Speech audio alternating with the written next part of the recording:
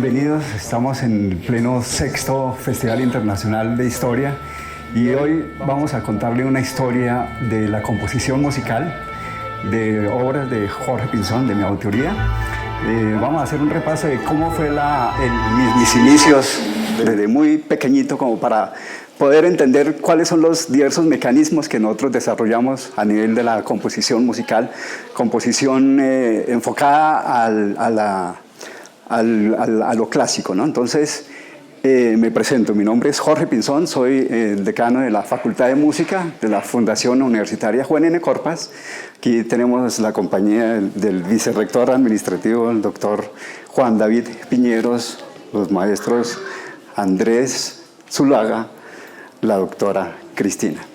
Muchas gracias a todos por su presencia. Y bueno, yo nací en Moniquirá, un pueblito muy cerca de Villa de Leyva, de una familia de músicos. En mi familia yo creo que hay por lo menos unos 40 músicos, entre ellos violinistas, trompetistas, compositores, directores, cantantes, de todo. Entonces, claro, comprenderán que muy pequeñito, desde los 5 años, en vez de recibir un tetero, recibí un instrumento de percusión, y efectivamente a los 7 años hice parte de una banda, la banda municipal del pueblo. Era una mascota de 7 años, pero quiero precisamente hablarles de todo el recorrido musical que se inició ya hace unos cuantos años. Entonces, en 1980 se creó la Escuela Superior de Música de Tunja. Y en los años 80 pues fue un momento muy importante para la formación del proceso musical en Colombia. En ese momento realmente habían muy pocas escuelas en Colombia. Las únicas escuelas que había en ese momento era la escuela del Conservatorio del Tolima, de la Universidad Nacional. La Javeriana apenas también estaba iniciando. Es decir, en Colombia en ese momento, en 1980, habían muy poquitas escuelas de formación musical a nivel profesional. Entonces, pues, Tunja realmente es una ciudad muy llamativa. Durante muchos años se generaron procesos creativos, procesos culturales relevantes. Era una ciudad universitaria, una ciudad pertinente para todo el desarrollo de la cultura. Una ciudad muy fría y sigue siendo fría, pero en ese momento se generó la Escuela Superior de Música en esta esquina, una casa fantástica, una casa gigante.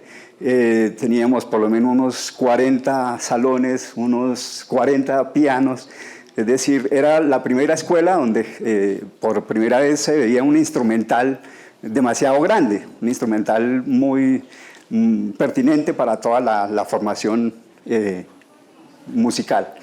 Estos son los salones. Por ahí corríamos desde niños, escuchando sonatas, escuchando cuartetos, sinfonías, desde muy pequeño escuchando toda la evolución de la música clásica. Y lo bueno fue que esta escuela se creó en el año de 1980 bajo las iniciativas de Gustavo Mateos Cortés. Seguramente muchísimos de ustedes lo conocen, y iniciativas también del maestro Jorge Zorro Sánchez, quien estudió en Rusia durante varios años y después viajó a Europa, estudió en Alemania, en Francia y en Estados Unidos, y ahí es donde radica la importancia de generar esa formación musical, pasando por diversos continentes, no solamente especializándonos en la evolución de la música europea, sino que también tomando muchísimos recursos de la música norteamericana, y eso hace que nuestro pensum actual en la Fundación Universitaria Juan N. Corpas reúna todas esas vertientes del mundo entero, que es muy importante desarrollar la música desde diversos criterios, no solamente desde un único criterio. Entonces, yo creo que esa es una de las razones importantes para el desarrollo de nuestro plan de estudios, desarrollo curricular. Entonces, en 1984 participé en un concurso nacional de piano. Me formé como pianista inicialmente, después como oboísta y finalmente como compositor. Por eso tantas canas me sacaron muchas ganas el oboe. Entonces, en 1984 hubo un concurso nacional para estudiar en Rusia y salí favorecido. Llegamos a Rusia en 1986 realmente, 86. Recuerdan que en esos años, 1986, se estaba generando un proceso complicado a nivel político. Estaba empezando a desarrollarse la perestroika, del comunismo a la perestroika, de la perestroika al capitalismo salvaje, porque realmente fue un salvajismo el momento como se desarrolló, específicamente en Rusia, no tanto en Polonia, en Bulgaria y en otros países de la región occidental, pero en Rusia el proceso fue demasiado abrupto. Sin embargo, pues Rusia siempre y Moscú específicamente se ha considerado una ciudad importante a nivel de desarrollo cultural, desarrollo científico, y teníamos muchísimas oportunidades. En esta ciudad habían solamente cinco orquestas profesionales, orquestas sinfónicas, orquestas estatales, orquestas filarmónicas. Había un sinnúmero de teatros, un sinnúmero de museos, por lo tanto cada día nos podíamos retroalimentar de toda esta información cultural. Y pásala, por favor. Y este es el Conservatorio Tchaikovsky, donde inicié mis estudios musicales. En este conservatorio se han presentado grandísimos músicos de todas las generaciones, de todo el mundo, violinistas, pianistas, directores, compositores. Y hay algo importantísimo en este conservatorio, y es que este personaje que ustedes ven acá, Tchaikovsky, pues es uno de los grandes compositores a nivel operístico, a nivel sinfónico. Es un compositor que todos lo reconocemos en sus ballets, en sus sinfonías, en muchas películas. Siempre aparece música de Tchaikovsky. Y el conservatorio fue creado en 1866 bajo la dirección de Anton Rubinstein. Anton Rubinstein es hermano de Nikolai Rubinstein, que para ese momento eran de los pianistas más virtuosos del continente europeo. Y eso fue una mirada supremamente importante, porque ellos retomaron muchísima influencia proveniente de Alemania específicamente, y por otro lado de Italia y también de Francia. Entonces, al reunir todo ese conocimiento alemán, francés, inglés, en el conservatorio se generó una propuesta curricular bastante importante. Y la gran ventaja es que los rusos se tomaron eso muy en serio y empezaron a jalar muchísimas posicionamiento desde la parte tradicional, ¿sí? Desde la música tradicional. Sigan, por favor.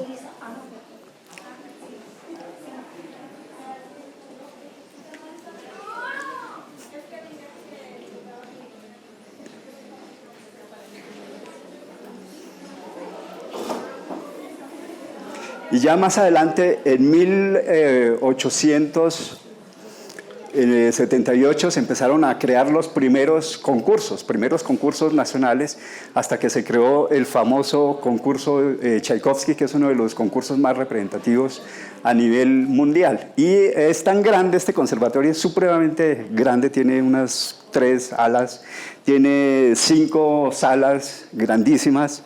Está la Bolshoi Sal, seguramente hemos escuchado hablar de la sala Bolshoi, de la sala Rachmaninoff, de la Mali Sal, sala pequeña. Y en cada una de estas salas, además de las orquestas estatales, tenemos orquestas. Dentro del mismo conservatorio hay por lo menos unas 4 orquestas enfocadas en el desarrollo de la música tradicional, pero también la música contemporánea. Hay orquestas especializadas en música folclórica. Entonces, esta sala es la sala Rachmaninoff. En esta sala me gradué como oboísta, y hace parte, digamos, sobre todo en esta sala se presentan casi siempre los exámenes de grado, exámenes finales de grado. Y pues es una sala que también que reúne unas condiciones acústicas bastante importantes.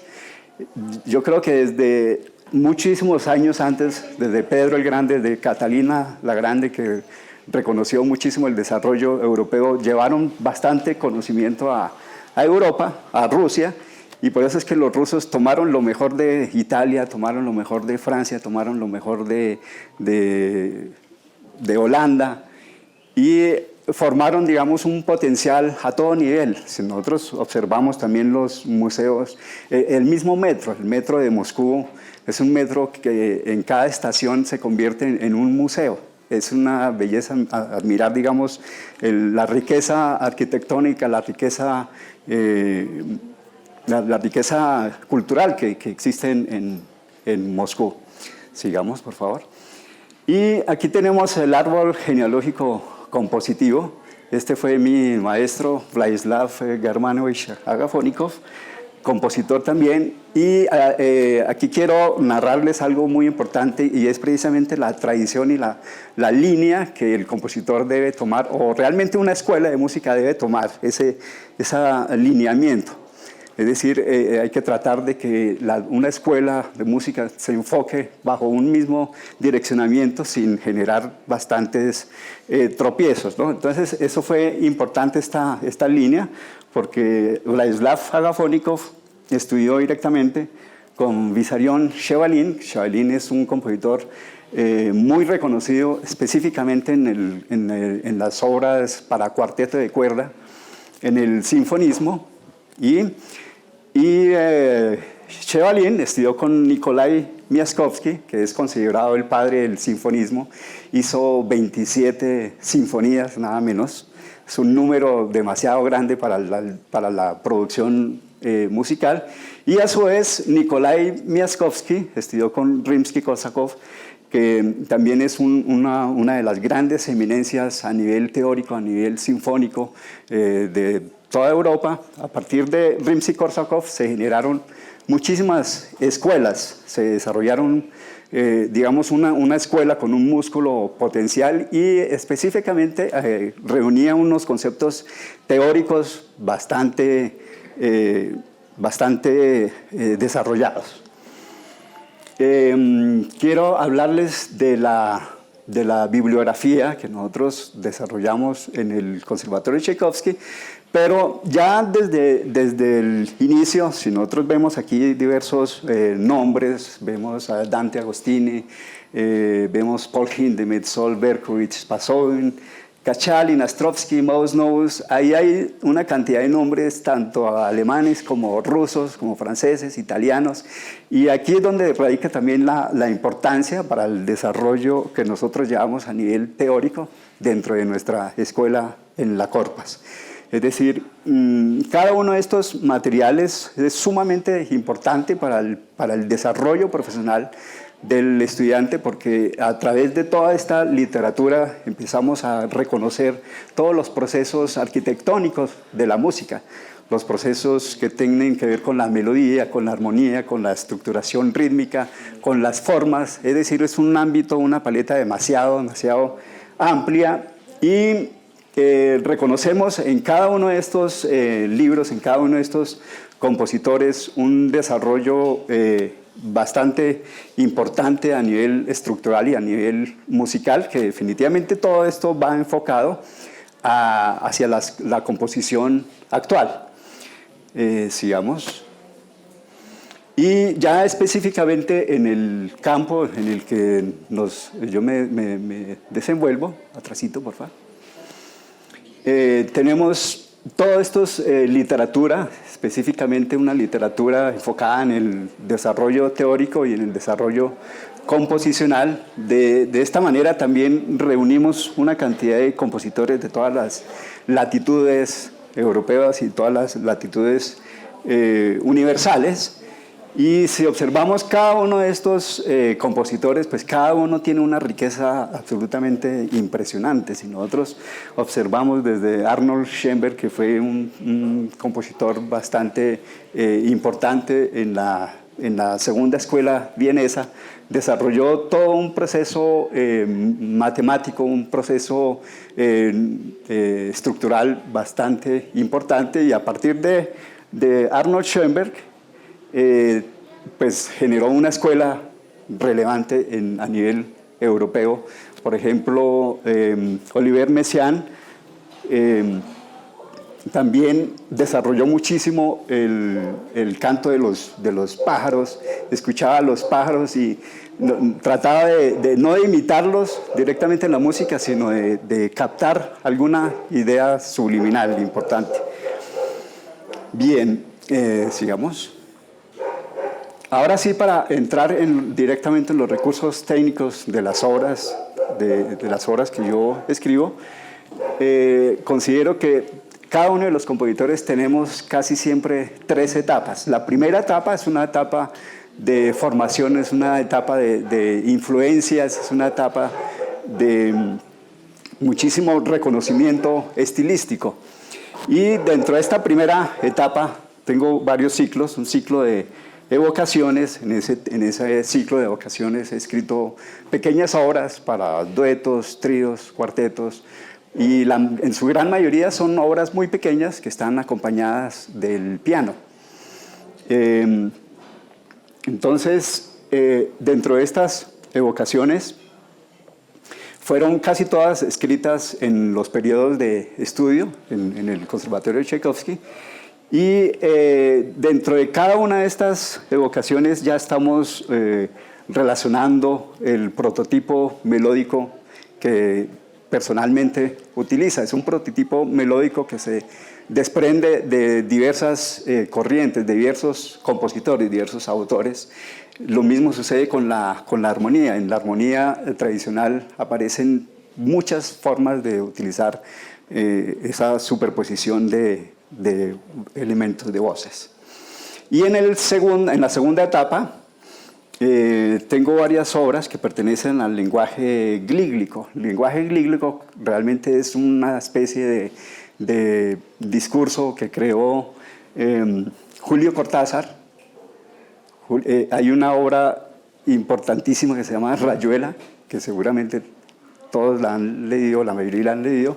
Y hay un capítulo importante, es el capítulo 68, donde genera un lenguaje glíglico que tiene que ver con la pronunciación de diversas sílabas sin generar una palabra en concreto. Es decir, son palabras que no tienen ningún sentido, son palabras que no tienen un significado directo, pero al escucharlo parece que estuviéramos escuchando un idioma antiguo. Entonces me basé muchísimo en ese tipo de lenguaje y tengo varias obras con ese lenguaje glíglico.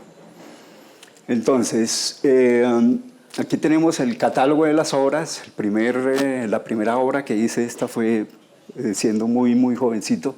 ¿Y por qué el pasillo? Precisamente el pasillo, porque pues, uno de niño siempre estaba rodeado de guabinas, de torbellinos, de pasillos, de bambucos. Y esa fue entonces la primera obra que hice para clarinete y piano. Luego tenemos Ilusión fugaz para piano, suites para 2 oboes, invención a 2 voces, invención a 3 voces, fuga.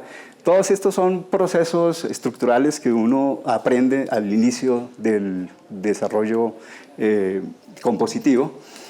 Luego hice una fantasía para cuerdas y órgano sintetizador. ¿Y por qué órgano sintetizador? Porque a partir también de estos elementos, de estos nuevos instrumentos, empieza uno a desarrollar un concepto tímbrico bastante importante, digamos, una sonoridad que se desprende de la misma orquesta sinfónica. Cuando nosotros escuchamos una orquesta sinfónica, escuchamos los oboes, los clarinetes, los fagotes, las trompetas, los cornos, los trombones, la tuba y las cuerdas. Es un sonido muy orgánico, es un sonido muy, digamos, un sonido bastante natural, pero ya el hecho de utilizar órgano sintetizador me añade una cantidad de nuevos sonidos, nuevas atmósferas, y pues son innumerables todos los sonidos que puedan aparecer por encima de estos naturales. Luego tenemos los primeros conciertos. Si ustedes ven de aquí hacia atrás, son obras pequeñas, son obras muy breves, digamos.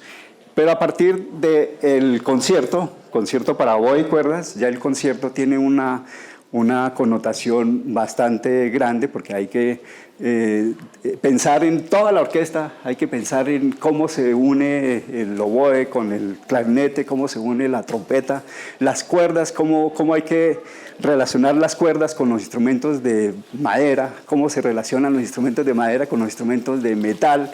Es decir, hay que conocer cada uno de los instrumentos a profundidad, pero también conocer las sociedades entre dos instrumentos, entre tres instrumentos, entre los grupos de instrumentos, hasta generar todo el concepto estructural a nivel sinfónico. Y entonces, a partir de ese concierto, empiezo a desarrollar obras un poco más grandes.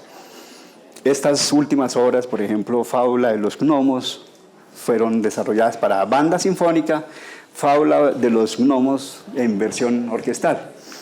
Esa es otra paleta importante. Cada vez que yo hago obras sinfónicas a nivel orquestal, hago versiones también para banda sinfónica. Sigamos. Tenemos Reflejo Sinfónico para orquesta sinfónica. Esa obra fue compuesta en el 2001 y ganó un premio a nivel nacional. Y posteriormente esta obra fue tocada por la Orquesta Filarmónica, por todas las orquestas principales del país. Ha sido tocada en más de 26 países. Todas estas obras han sido tocadas recientemente con orquestas de Paraguay, orquestas de Uruguay, orquestas de España. Tenemos Microcosmos para clarinete y cuarteto de cuerdas. Son obras también comisionadas por diversos institutos, obras comisionadas por diversos conservatorios también. Procesión de Cobres es una obra para trompetas, una obra para 4 cornos, es una obra para trombones.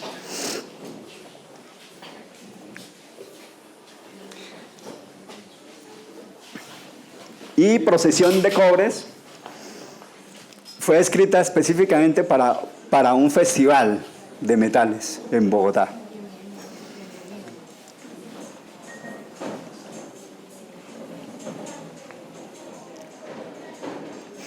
Bien, sigamos.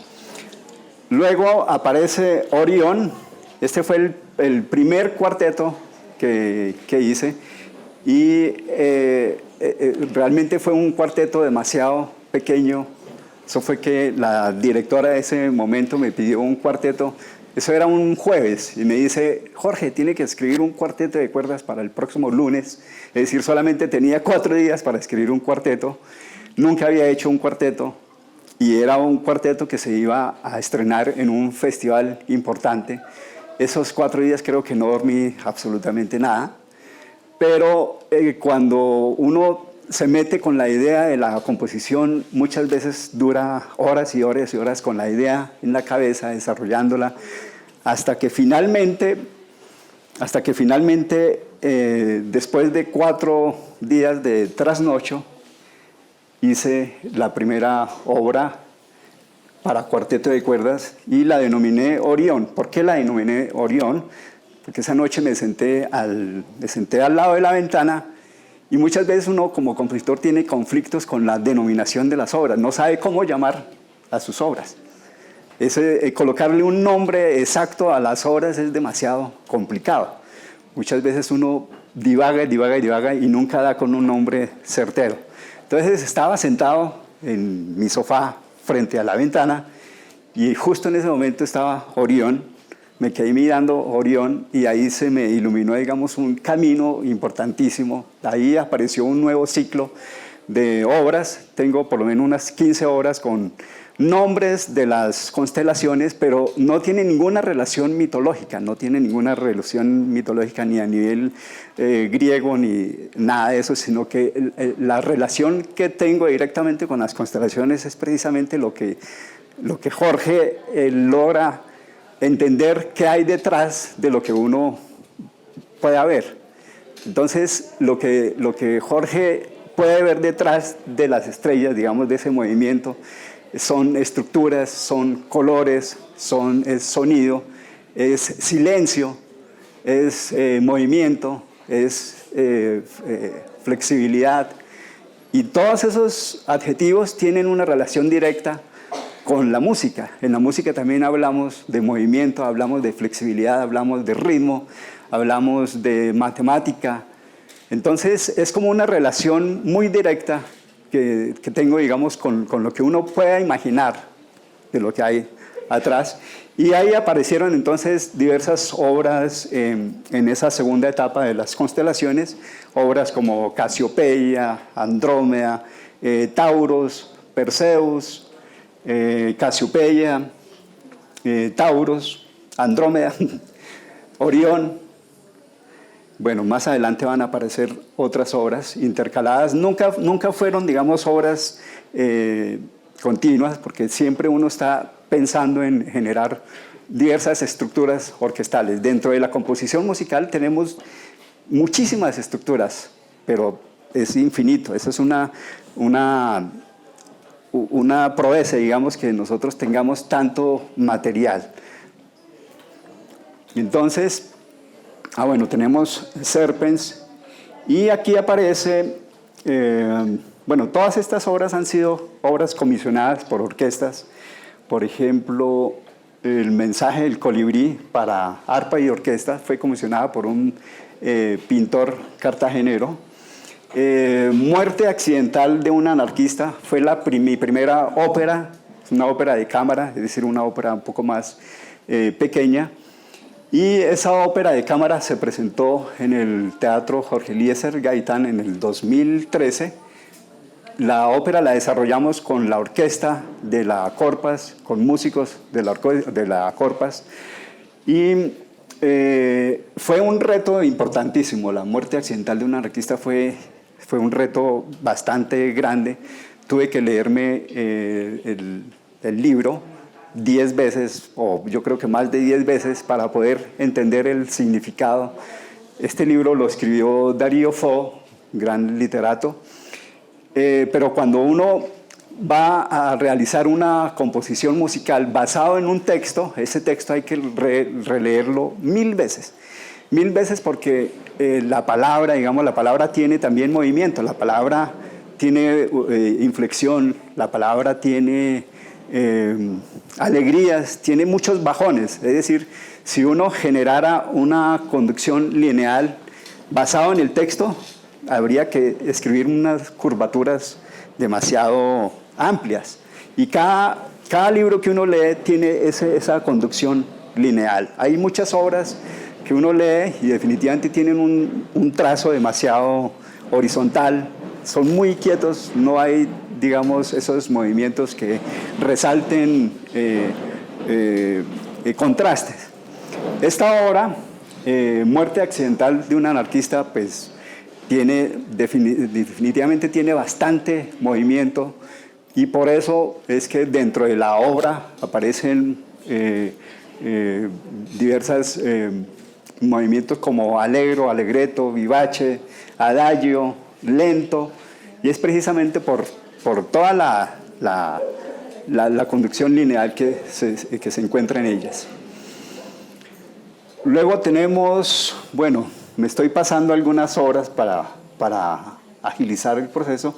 Tenemos la Pachamama. La Pachamama es una sinfonía que me comisionó la Orquesta Filarmónica de Medellín. Eso fue justo en los años también, estos 2 años de pandemia. Y fue basada en una obra pictórica del gran acuarelista cartagenero César Bertel. Resulta que César Bertel hizo la acuarela más grande del mundo. Es una acuarela que la hizo en Cartagena, una acuarela que tiene 12 metros de largo y 2,5 metros de alto. Es una acuarela preciosa, ojalá ustedes la puedan observar, se llama La Pachamama, y él un día llamó a la Orquesta Filarmónica y le preguntó a la Orquesta Filarmónica que a quién le recomendaría escribir esta sinfonía, y la Filarmónica, por fortuna, me llamó a mí y me propuso escribir la obra sinfónica, pero es una obra que es una obra muy grande, es una obra que tiene 4 movimientos, es una obra que tiene una orquesta gigantesca, y se iba a hacer por primera vez en el Festival Internacional de Música de Cartagena. Pero no fue posible. ¿Por qué razón? Porque es que la concepción que nosotros teníamos originalmente de esta obra era hacerla frente a las murallas con una orquesta en vivo, con una orquesta que supera los 100 músicos. Es decir, era un proyecto multimillonario, un proyecto que costaba bastante dinero porque además había que manipular una cantidad de luces, había que manipular espacio, es decir, fue difícil en ese momento, y justo se llegó la pandemia, entonces se echó para el piso el proyecto de la Pachamama. Sin embargo, justo en la pandemia, como al año y medio, el director de la Orquesta Filarmónica de Medellín me propuso hacerla. Ya ustedes se acuerdan cuando nos dieron salida a las salas, por primera vez empezaron a salir los músicos nuevamente a las salas. Esta obra entonces no se pudo hacer con los 100 músicos, pero sí se pudo hacer con unos 40 músicos. Y está grabada. Cuando ustedes quieran observar esta obra, está en YouTube, se llama La Pachamama, la sinfonía, y narra toda la perspectiva también que nace de las leyendas y de toda la mitología americana, desde la Patagonia hasta México.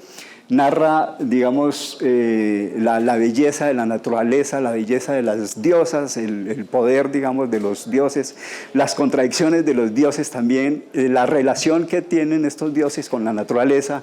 Entonces, digamos, es una obra que reseña toda la mitología latinoamericana. Está entonces enfocada en la Pachamama y temáticamente está muy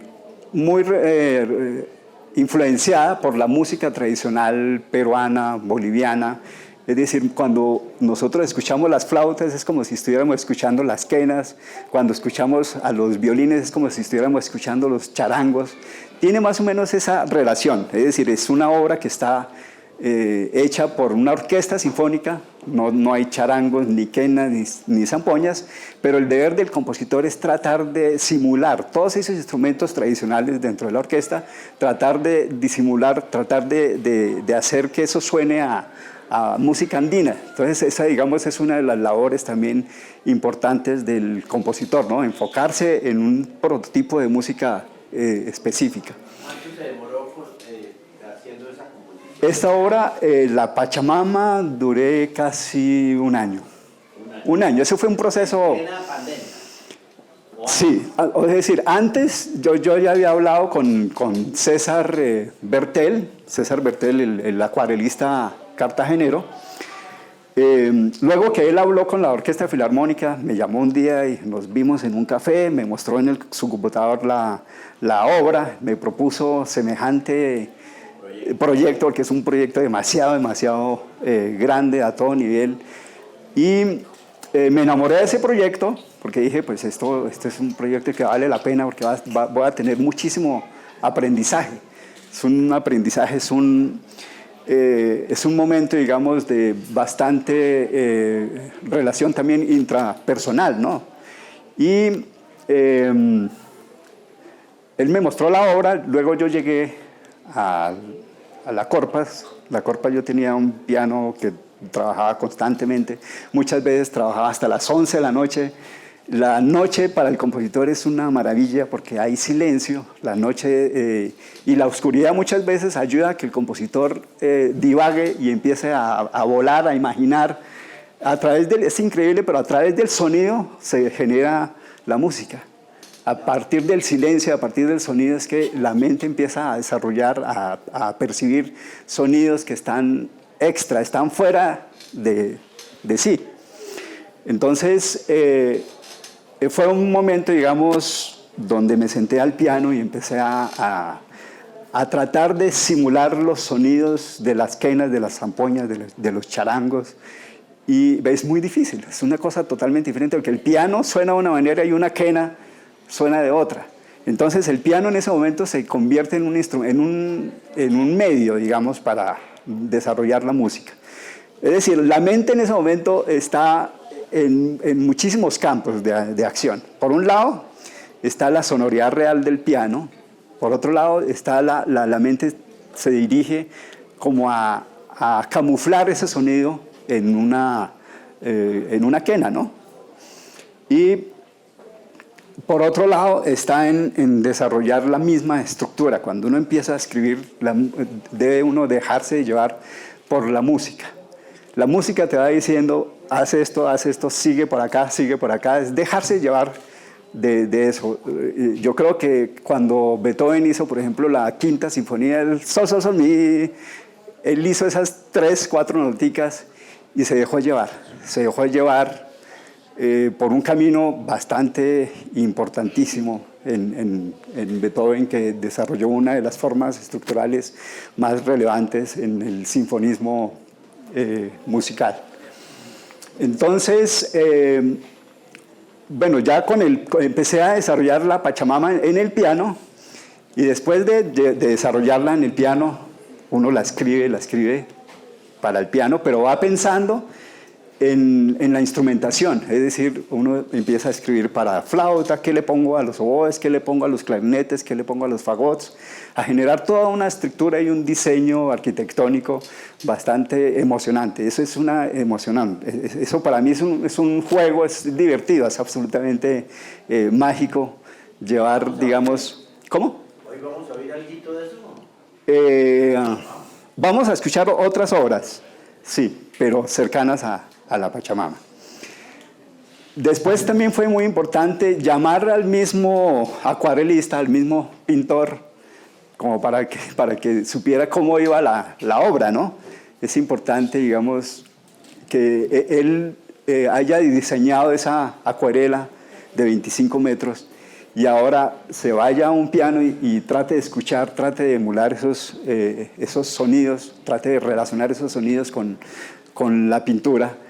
Y surge algo también muy importante, porque él trabajó sobre la pintura bastante tiempo y casualmente también trabajó en noches enteras en una casa colonial de Cartagena durante, yo creo que por lo menos unos 3 meses. Entonces, al ir dibujando, él se imaginaba también sonidos y me contaba cuáles eran esos sonidos que él se imaginaba. Y eran sonidos muy selváticos, sonidos nocturnales. Me contaba que él en su momento trabajaba con Ecopetrol y el director lo mandó a las selvas del Putumayo a investigar todos esos procesos, y apenas entró a la selva se enamoró de la selva. Quedó absolutamente enamorado de la selva, tanto que se convirtió en pintor en ese momento. Ya era digamos, un pintor mediano, pero cuando llegó a la selva tuvo algo tan importante que inmediatamente le cambió la vida por completo. En ese momento se convirtió en pintor, dejó de ganarse como 20 millones que le pagaba Ecopetrol, se convirtió en acuarelista, y me relacionaba todo eso, todas esas cosas que él veía en la selva. Veía muchísimas figuras, es decir, hay un potencial de imaginación bastante grande, y eso es importante que el compositor lo sepa. Es importante cómo el pintor ideó la música, de qué manera pensó la pintura, y es ahí como el compositor se convierte entonces en un mediador de sueños, de fantasías, hasta llegar a plasmar la música en una partitura.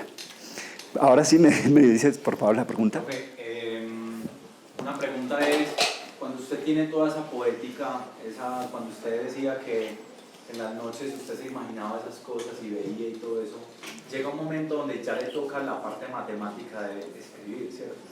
¿Cómo hace para hacer esa transformación de lo creativo, de lo como innumerable o inconmensurable? ¿Cómo hace para volverlo medible, cierto? ¿Cómo hace para hacer? Sí, realmente es un proceso demasiado amplio, es un proceso muy arduo, es un proceso que puede tardar, en muchos compositores puede tardar años enteros de madurar la obra, ¿no?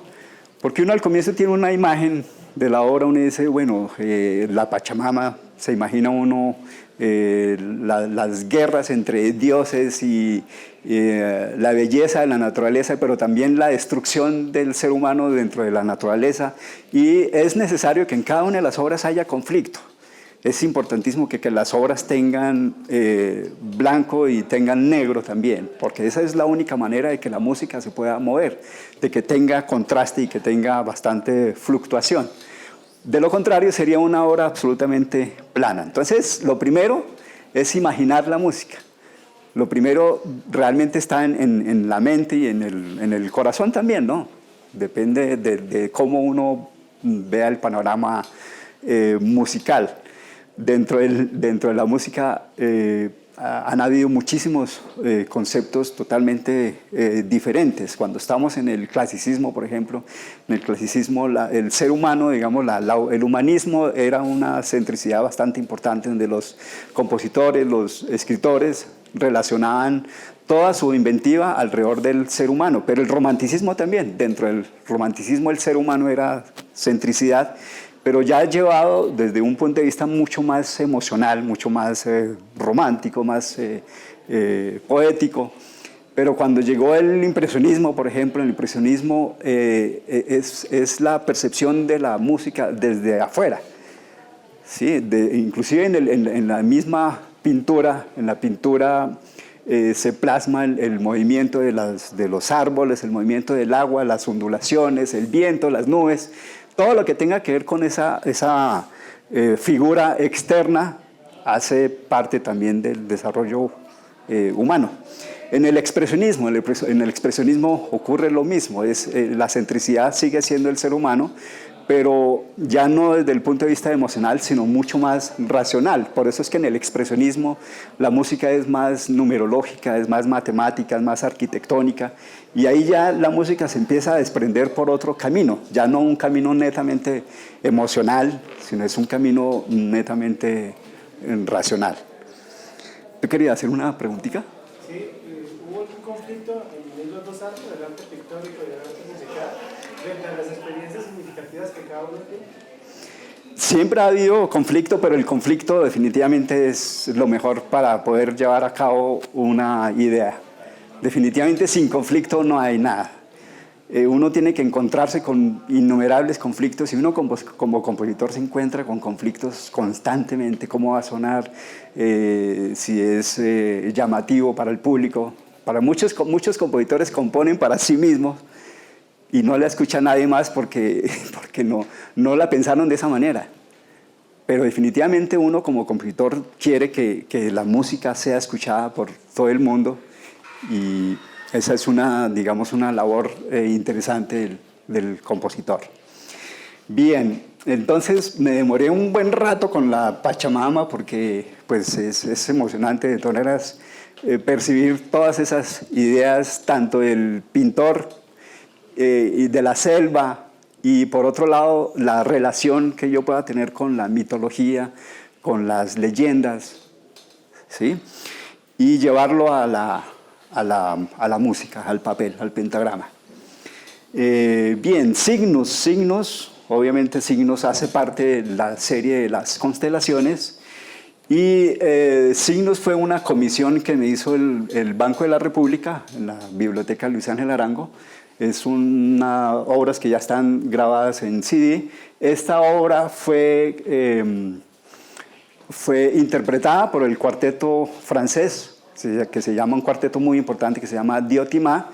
Ellos vinieron a Colombia, tuve la fortuna de acompañar al cuarteto por 5 ciudades de Colombia, iba con ellos y mientras íbamos en el avión o íbamos conversando siempre con ellos de cómo era que yo percibía también la música. Eso es importante entonces, cómo el compositor habla con los mismos intérpretes, para que los intérpretes puedan tener esa imagen. No simplemente el intérprete llega y coge las partituras, lee la música No, es importante que los intérpretes tengan una relación directa con el compositor. Entonces, en el transcurso de esos viajes, porque fueron muchos viajes, les estuve comentando, digamos, qué era lo que yo imaginaba con esos signos. Lo primero que le dije es que mi imaginación tiene que ver no con la mitología, sino que tiene que ver con la percepción como ser humano tengo, digamos, de las estrellas. Uno puede imaginar las estrellas con sus estructuras, sus movimientos, sus colores, sus densidades, y eso lo llevo directamente a la relación musical. Bueno, luego hay concierto para oboe y orquesta. Resulta que yo me llamo Jorge Pinzón y hay un oboísta que también se llama Jorge Pinzón, colombiano, bogotano. En algún momento ambos fuimos oboístas. Y muchas veces la Orquesta Filarmónica me llamaba, decía, Jorge Pinzón, ven a firmar el contrato. Y yo dije, ¿cuál contrato? Pero como ellos ya me han hecho muchos contratos anteriormente, yo fui a firmar, y cuando fui a firmar resulta que no era este Jorge Pinzón, sino era el otro Jorge Pinzón. Y a él le ocurrió exactamente lo mismo. Le decía, maestro Jorge Pinzón, ven a firmar el contrato. Él iba a firmar el contrato, y resulta cuando llegaba, resulta que no era él, sino era yo. Entonces tuvimos un gran conflicto durante varios años. Aún así, Jorge Pinzón le hizo un concierto al otro Jorge Pinzón, concierto que lo tocó en Chile. Él ha trabajado muchísimos años en España, luego ha trabajado bastantes años en Chile, y interpretó este concierto hace unos 4 años más o menos, concierto para oboe y orquesta. Tengo 2 conciertos para oboe y orquesta, uno grande y uno pequeño. Poemas lontano para viola y piano. Son obras que le hice a un gran amigo que vive aquí en Villa de Leyva, que se llama Pedro Romero, un gran violista, que también vivió durante muchos años, tocó en la orquesta de Sevilla durante muchos años, y a él le compuse esas obras para viola. Virginis, también Serpens, Cygnus, Polaris, Hydrus, son nombres que tienen esa relación con las constelaciones. Luego viene, la Rapsodia a los 4 elementos para cello y orquesta de cuerdas. Esa fue una obra comisionada también por el Festival Internacional de Música de Cartagena. ¿Esto en qué año fue? A ver, Rapsodia a los 4 elementos, 2018. Y resulta que aquí hay una anécdota también muy importante. ¿Ustedes han escuchado hablar de Santiago Cañón? Claro. Santiago Cañón, chelista, gran chelista, uno de los mejores chelistas del mundo actual. Resulta que él era un niño virtuoso desde muy pequeñito, desde los 7 años. Y él quería estudiar en los conservatorios. Y claro, como era tan chiquitico en los conservatorios, le dijo, no, usted está muy chiquito para estudiar música. En todos los institutos casi que lo negaron, pero creo yo que le hicieron un gran favor. Le hicieron un gran favor porque como le negaron esas entradas por ser tan chiquitico, resulta que acudieron a mí. Yo trabajé con él desde muy pequeñito, toda la parte de la teoría, del entrenamiento auditivo, y trabajé con él desde los 8 años más o menos hasta los 15 años. Entonces, pues tuvimos una relación muy bonita, una relación bastante importante, porque era un muchacho que iba bastante disparado, aprendía los conciertos con una velocidad impresionante, hasta que cuando cumplió 15 años se fue a estudiar a Europa, y ya dejamos de vernos muchísimos años, muchos años, hasta que cuando me comisionaron esta obra, Rapsodia a los 4 elementos para el Festival Internacional de Cartagena, yo le pregunté al director que quién iba a ser el chelista. Y cuando me dice, no, el chelista va a ser Santiago Cañón, pues obviamente para mí fue emocionante que después de tantos años yo le hubiera escrito una obra directamente a Santiago Cañón. Eso fue entonces un momento muy importante. Taurus, la versión orquestal. Taurus es una obra también para orquesta de cuerdas. Fue interpretada por primera vez por la Orquesta Filarmónica de Cali. Y esta obra se ha tocado muchísimo en el mundo. Se ha tocado por lo menos en unos 16 países diferentes con diversas orquestas. Luego vino un detalle también importante, ahora que recuerdo, con el mismo Santiago Cañón. Resulta que esta obra, Rapsodia, los 4 elementos, la comisionaron en el Carnegie Hall de Estados Unidos. Es decir, dijeron, listo, vamos a llevar esa obra, va a ser tocada por una orquesta muy Orfeus, una orquesta bastante importante del mundo, y el solista iba a ser Santiago Cañón. Nosotros con los doctores de Corpas compramos los tiquetes, compramos las entradas, estábamos listos para el viaje y llegó la pandemia. Y nos desbarató el mundo. Y claro, para mí eso fue una tragedia enorme porque soñar con que sus obras sean interpretadas en el Carnegie Hall, eso yo creo que es el sueño más grande, pero no se puede hacer nada más. Ojalá en algún momento la toquen. Pero ahí mismo aparecieron otros retos.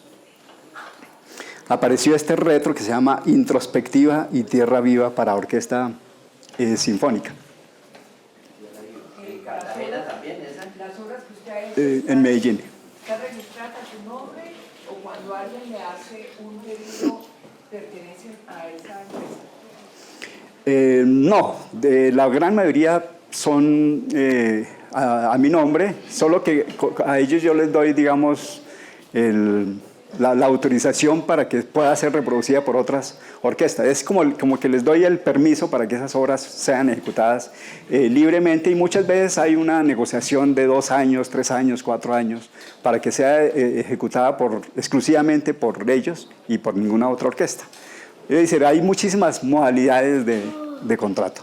Y cuando es tocada su obra en otros países, ¿usted tiene alguna ganancia, por decirlo así? No en todas, porque ahí viene un factor muy importante y es el académico. Cuando las obras son dirigidas exclusivamente con un sentido académico, no hay ninguna contraprestación, digamos. Pero si son obras que van a ser tocadas dentro de un festival, dentro de un congreso, un concurso, ahí ya hay diversos procesos de negociación. Muchas veces esos procesos de negociación es, listo, no le vamos a pagar, pero le vamos a grabar la obra.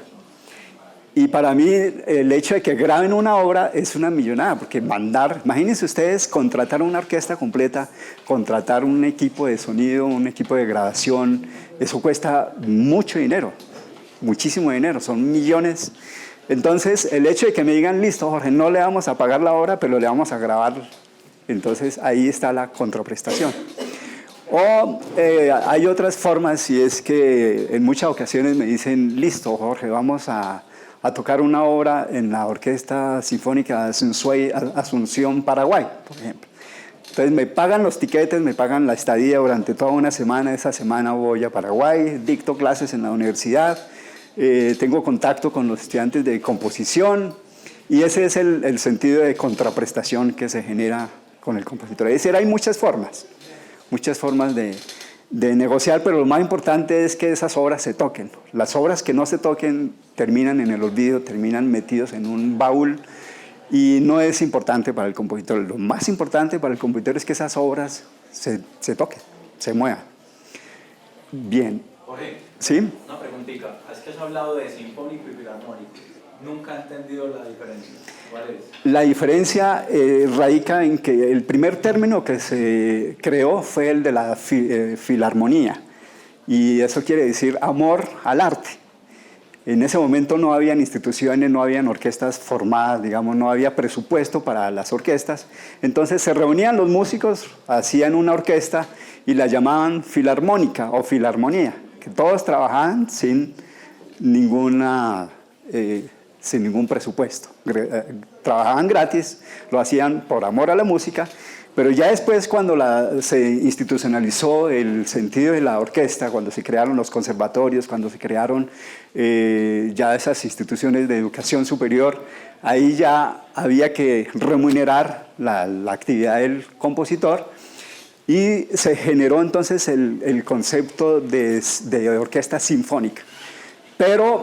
Y desde ese momento existe la orquesta filarmónica y la orquesta sinfónica, realmente no existe ninguna diferencia. Son exactamente los mismos músicos, son los mismos instrumentos, ejecutan el mismo repertorio, ¿sí? Solamente que la diferencia radica es en su terminología inicial de amor al arte. Bien, ¿dónde vamos? Bueno, aquí viene introspectiva.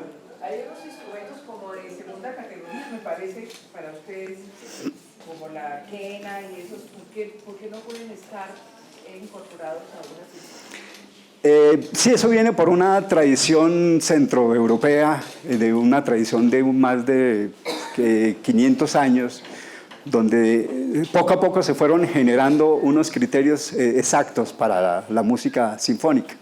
Digamos, la música barroca tenía una orquesta muy determinada, basada específicamente en orquesta de cuerdas. Pero poco a poco fueron anexando otros instrumentos que al anexar ese tipo de instrumentos simplemente tenían una relación directa con la mirada que se tenía, la visión que se tenía en ese momento del mundo, ¿no? Hablemos, por ejemplo, del barroco. El barroco, también la centricidad era el ser humano, pero era la relación que tenía el ser humano directamente con Dios o con el universo. Era una relación muchísimo más de carácter religioso. Entonces, los instrumentos que se conformaban tenían que estar muy cercanos a esa sonoridad. Una sonoridad muy celestial, una sonoridad más religiosa, una sonoridad más intrapersonal, ¿sí? Pero cuando llegaron, por ejemplo, al final del clasicismo, empezaron a introducir otra cantidad de instrumentos como las trompetas, los cornos, los trombones, es decir, bastantes instrumentos metálicos, y eso tenía otro sentido, y el sentido era de llamado, ¿no? Recordemos que antiguamente en las guerras de los tártaros, por ejemplo, se iban en los caballos entonces iban los músicos, iba un músico con la trompeta y el otro iba con el redoblante y hacían bulla, pero eso era simplemente para alertar al pueblo de que iban a combate. Y inclusive esa relación, mira que esa relación entre las cornetas, no eran trompetas, todavía eran cornetas sin émbolos, sin pistones, y trabajaban junto con el redoblante. Y eso se quedó hasta la tradición hasta la tradición sinfónica del día de hoy. Si hoy vemos una partitura, muchas veces las trompetas están cerca a la percusión, los metales y la percusión están cerca. Y era precisamente por ese grado de consanguinidad, sí. Entonces, las trompetas, digamos, en ese momento tenían la misión de llamar a la guerra, de unirse a la guerra, y el redoblante le daba el mismo ritmo. Entonces, casi que lo que hace la trompeta lo repite el redoblante, con esa única intención de llamado, ¿no? Entonces, y poco a poco pues se fueron anexando diversos instrumentos, como en el impresionismo. El impresionismo, entonces, la cumbre del impresionismo era la visión externa, ¿no?, del ser humano, lo que el ser humano podía ver a las afueras. ¿Y qué es lo que el ser humano puede ver a las afueras?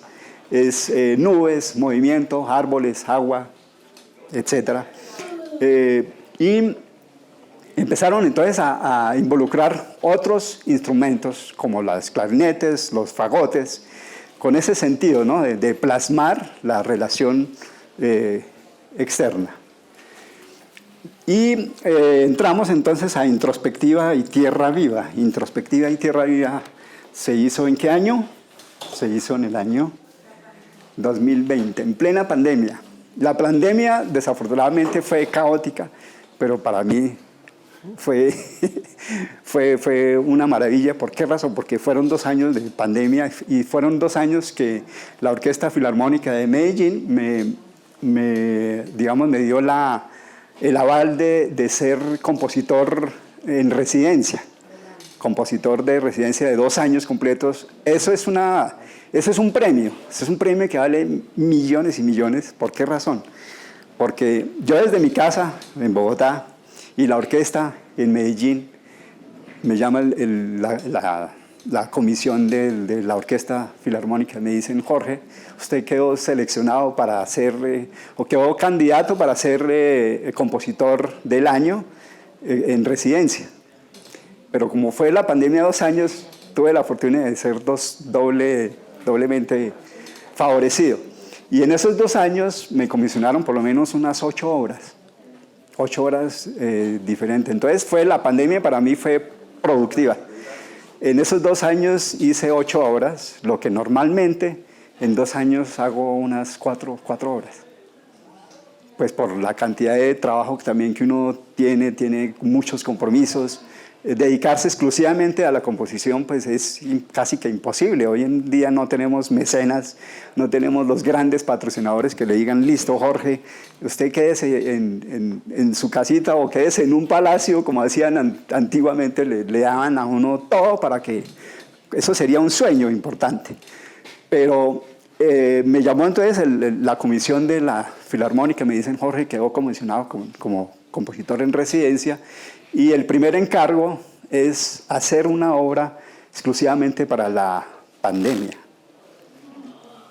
Y creo que fue una de las primeras obras que salieron, si no la primera obra que salió a nivel sinfónico, hablando de la pandemia. Entonces ahí me fajé un discurso, digamos un discurso propio, que era lo que Jorge Pinzón pensaba acerca de la pandemia. Y para mí pues la pandemia fue... digamos, es duro decir lo que digo. ¿Por qué razón? Porque para mucha gente la pandemia fue un desastre. La pandemia para muchos millones de personas fue un desastre. Para mí, desafortunadamente, no. Me fui a Moniquirán. Moniquirán me metí en mi casita, una casa que queda cerca al campo. Allá no tuve que colocarme tapabocas. Y tenía el piano con el instrumento con que podía realizar todas las obras, y hice introspectiva y tierra viva pensando precisamente en esa relación intrapersonal, ¿no? Y la tocaron 5 orquestas, se reunieron 5 orquestas regionales del país. Ya más adelante les voy a mostrar cuáles orquestas. Y fue un trabajo bellísimo, un trabajo bellísimo. ¿Por qué razón? Porque cada uno de los músicos estaba recluido en sus casas. Nadie podía salir, absolutamente nadie podía salir, pero habían más de 100 músicos en diversas latitudes, en Medellín, en Bogotá, en Ibagué, en Cali, todas las ciudades, cada uno en su casa con su instrumento, con sus trompetas y con sus celulares. Ellos grabaron con sus celulares. Después un productor, un editor, hizo un video que ahora se los voy a mostrar. Y se llama Introspectiva y Tierra Viva. Bueno, introspectiva, ¿por qué razón? Introspectiva precisamente por lo que uno en esa pandemia indagó acerca de la vida, ¿no? De la vida personal y de la relación que uno tenía con el entorno, pero también el contraste de la tierra viva. En ese momento la tierra empezó a florecer de nuevo, los animalitos se acercaban, empezaron a cobrar su espacio, ¿no? Y recuerden ustedes que la flora, la fauna revivió de una manera esencial, muy favorable. Entonces, por eso lo denominé introspectiva y tierra viva. Luego viene Muisca. Muisca es una obra para soprano y piano que fue escrita en el 2020, también en plena pandemia. Y aquí hay varias obras que no incluí. Dentro de esta selección. Y Muisca también fue una vez que me llamó la Universidad Javeriana, me propuso escribir 2 obras indigenistas, es decir, 2 obras pensadas en poemas también relacionados con el indigenismo latinoamericano, un indigenismo poético muy ancestral, por lo que también me leí diversos poemas antiquísimos, unos poemas bellísimos, inclusive unos poemas muiscas. Tuve la oportunidad de contactar a un nativo, un indígena de Suba, que habla perfecto el muisca, y eso fue importantísimo también, hablar con él, que él me leyera el poema con su fonética. Eso para mí también fue importantísimo. Hice las obras entonces para soprano y para piano, y estas obras se acaban de grabar en un CD también, y van a ser estrenados muy pronto van a ser estrenados en Bogotá, pero el estreno se hizo realmente a nivel internacional. Esta obra se estrenó hace muy poco, yo creo que hace un mes en España. Y Ado Camina es precisamente la segunda obra indigenista. Luego viene Trivium. Este tipo de nombres me fascinan muchísimo, me fascinan por cómo suenan. Me fascina el trivium, el quadrivium. Esa fonética es muy importante también para mí. Creo que tiene una connotación bastante relevante. El solo hecho de mencionar el nombre, ¿no? Recuerden que no tiene ninguna relación con la mitología, pero el solo hecho de decir Hydrus, Cygnus, Polaris, Cygnus, Serpens, Vírgenes, Taurus, Muisca, bueno, Trivium, Quadrivium, Sextans, son nombres muy bonitos para mí. Son nombres bonitos que además tienen un trasfondo muy, muy, muy grande, ¿no? Esta obra también fue comisionada, muchas de estas obras fueron comisionadas por diversas agrupaciones. Este es un trío. Trivium es un trío para oboe, clarinete y fagot. Luego viene Quadrivium. Quadrivium también fue una obra comisionada por la Orquesta Filarmónica de Medellín, y me la comisionó exclusivamente para un concierto en homenaje a Igor Stravinsky. Ustedes saben que Igor Stravinsky es una de las grandes eminencias en la música universal y desarrolló una influencia demasiado grande en todas las universidades, en todas las instituciones de educación superior del mundo. Una influencia bastante grande a nivel rítmico, armónico, tímbrico, sonorístico. Y cuando me dijeron, va a abrir el concierto, o sea, esta obra iba a abrir el concierto, pues para mí yo me asusté porque dije, uy, hacer una obra en homenaje a Stravinsky, eso ya es un compromiso demasiado, es un peso pesado. Hacer una obra para un compositor de esas dimensiones, yo dije, uy, y me contuve durante unas 2 semanas, dije, no. Pero también se convierte en un reto importante. Yo dije, pero ¿por qué no? Empecé a estudiar muchísimo las obras de Stravinsky. Y Stravinsky pues tiene obras muy importantes como El pájaro del fuego, La consagración de la primavera, Petrushka, que son obras de mucha fuerza y son obras de un movimiento acústico, un movimiento tímbrico bastante importante. Entonces vino Quadrivium, que fue comisionada para la Filarmónica de Medellín, pero inmediatamente se replicaron con las otras orquestas. Esta obra la tocó la Orquesta Sinfónica en el Teatro Colón el año pasado también. Y la idea con esta obra es grabarla pronto también con alguna orquesta. Es muy probable que se pueda grabar también con la Orquesta Filarmónica. Vamos a ver si el universo me ayuda.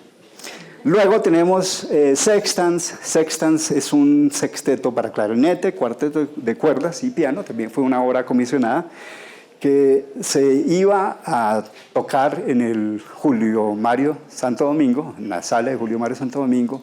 Llegaron varios músicos colombianos que vivían en el exterior, nos reunimos con ellos, hicimos ensayos durante toda una semana. Bueno, ellos trabajaron la obra en sus países durante 3 meses. Cuando llegaron a Colombia, nos reunimos, me reuní con ellos una semana entero. Trabajamos durísimo, durísimo, durísimo. Cuando se llegó el concierto era un domingo a las 6 de la tarde, y el chelista se enfermó gravemente, y conseguir un chelista de la noche a la mañana con ese tipo de obras es imposible. Les tocó cancelar el concierto automáticamente.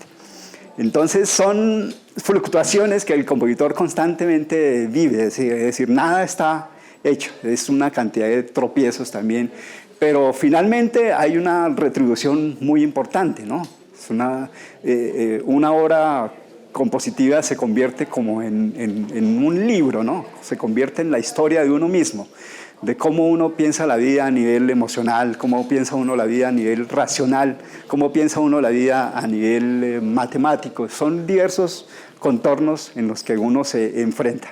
Y eso es lo importante, porque a la hora del té es infinito. No hay finito absoluto, es absolutamente infinito. Las posibilidades son innumerables. Y eso es lo importante, es cómo cada compositor se va perfilando, cómo cada compositor va buscando su propia ruta, su propia personalidad, ¿no?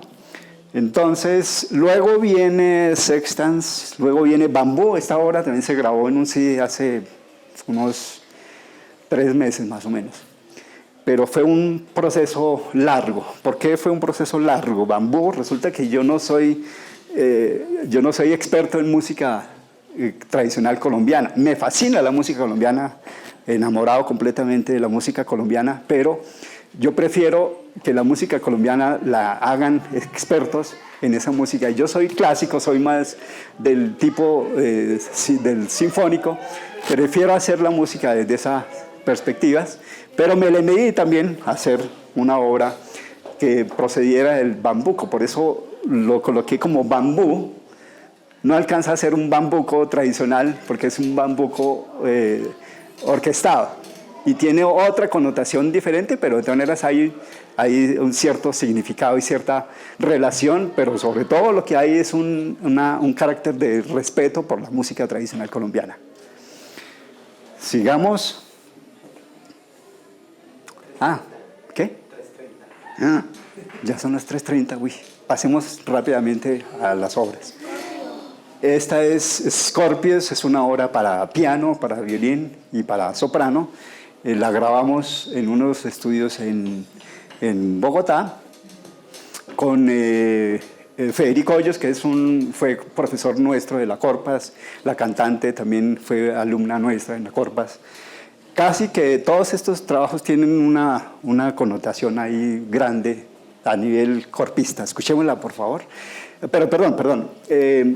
El texto que van a escuchar ahí es lo que ya les había mencionado originalmente, que es el lenguaje glíglico. Lenguaje glíglico, que son palabras sin ningún significado concreto, sino que son una conjugación de muchas vocales y letras que no significan nada, pero que al escucharlo parece que fuera un idioma ancestral, ¿no?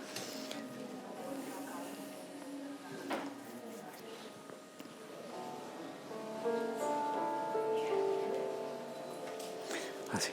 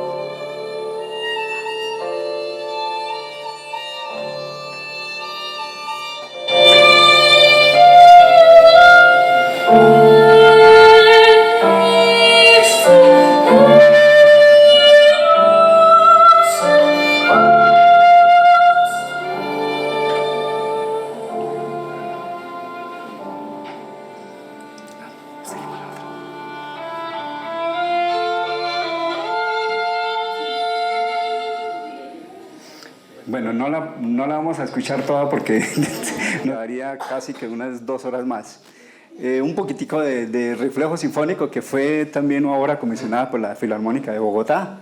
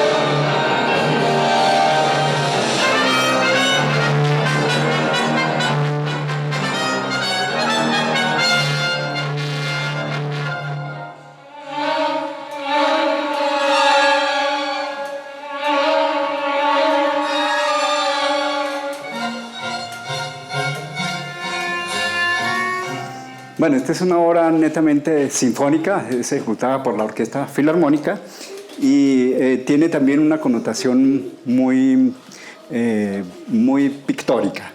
Sigamos rápidamente con Tauros. Esta obra fue grabada por la Filarmónica de Cali hace muchos años.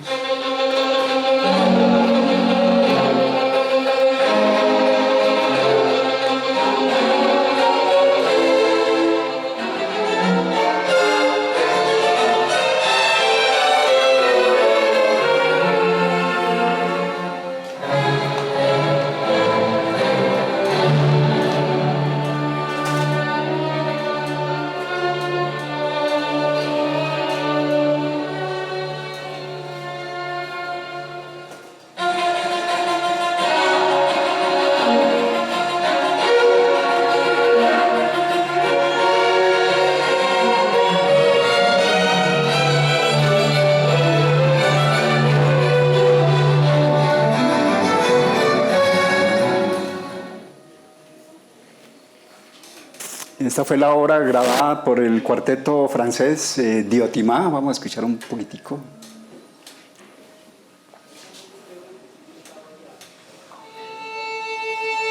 En la sala Luis Ángel Arango.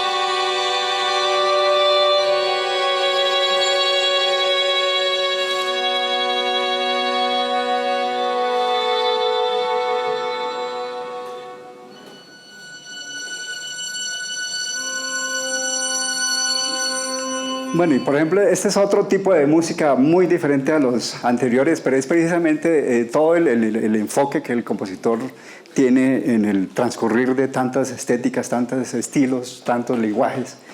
Este es un prototipo de música denominado, digamos, la parte mecánica, la parte técnica proviene de la micropolifonía, es decir, cómo un sonido se transforma, cómo un único sonido se transforma en una masa de sonidos. Ahí no podemos observar la música de una manera netamente vertical, ni de una manera estructural, sino que es como el sonido va recogiendo otro tanto de múltiples sonidos, como son los sonidos armónicos, sonidos artificiales, y por eso es que suena raro, pero es precisamente la estructuración del sonido orgánico, de la naturaleza del sonido. ¿Sí? ¿Puede el compositor usar una parte de una obra a otra, en otra? Sí, muchísimos compositores han hecho ese tipo de propuestas musicales. Son préstamos de obras para emular, digamos, algún sentido dirigido a una estilística característica. Sigamos, ya vamos terminando.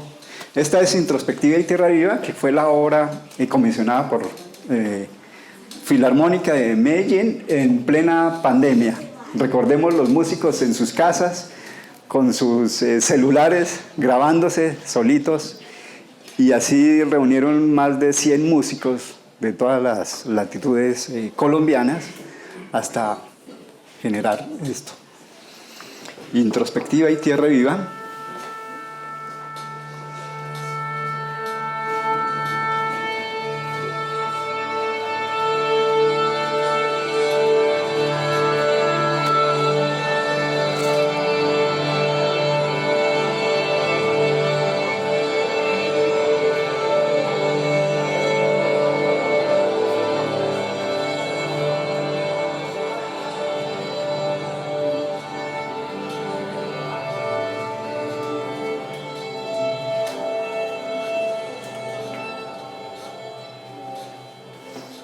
Ahí la orquesta está afinando, ¿no? Y viene la obra.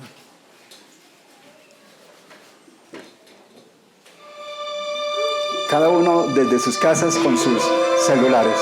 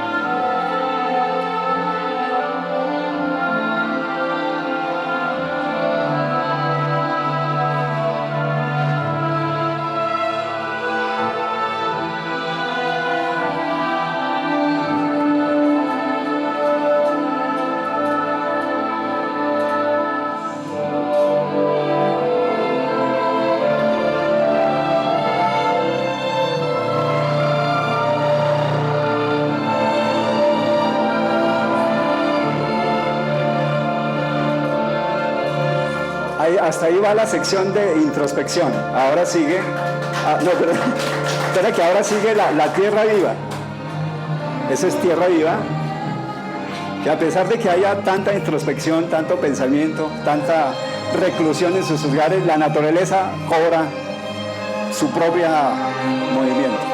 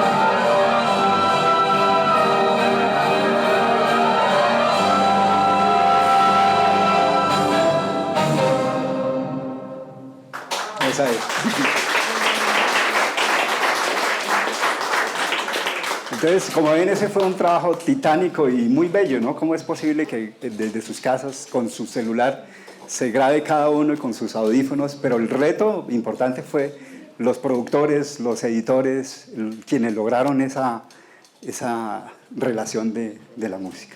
Muchísimas gracias por su...